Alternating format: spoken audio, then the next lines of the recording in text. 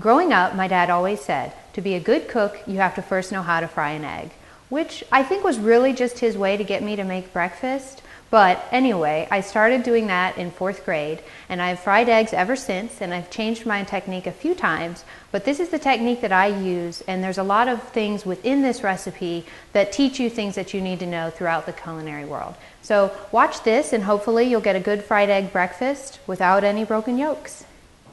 The first step to knowing how to fry an egg is knowing how to crack an egg. Many people like to crack the egg on the side of the bowl, which inevitably pushes shells into the egg and isn't good. So I like to crack on a flat surface. First, just give a couple swift taps, enough to crack, and break it into your bowl. Just like this. I'm breaking the egg into a bowl first because it's a good way to test for freshness, and also it's a good way not to break your yolks. When frying an egg, an important first step is preheating your pan. I like to use a nonstick skillet or a well-seasoned cast iron pan. To check for preheat, hold your hand above the pan until you feel warmth. Now it's time to add your butter. I use a small amount of butter, or if you prefer, you can also use olive oil or bacon grease.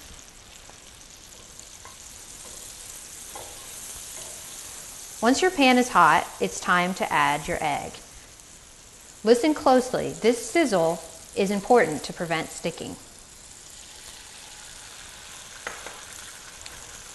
You always want to add your egg or anything you're sauteing to a hot pan, because anything added to a cold pan is likely to stick. At this stage, I like to season with a little bit of cracked pepper and salt if you prefer. Now, I cover.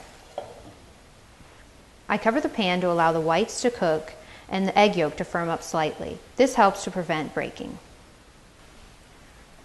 After about 30 seconds on low heat, it's time to check the egg.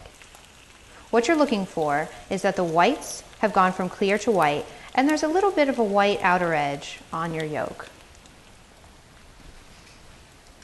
And now it's time to flip. You want to make sure that your yolk is directly under your spatula. This might take a little bit of finagling and gently flip.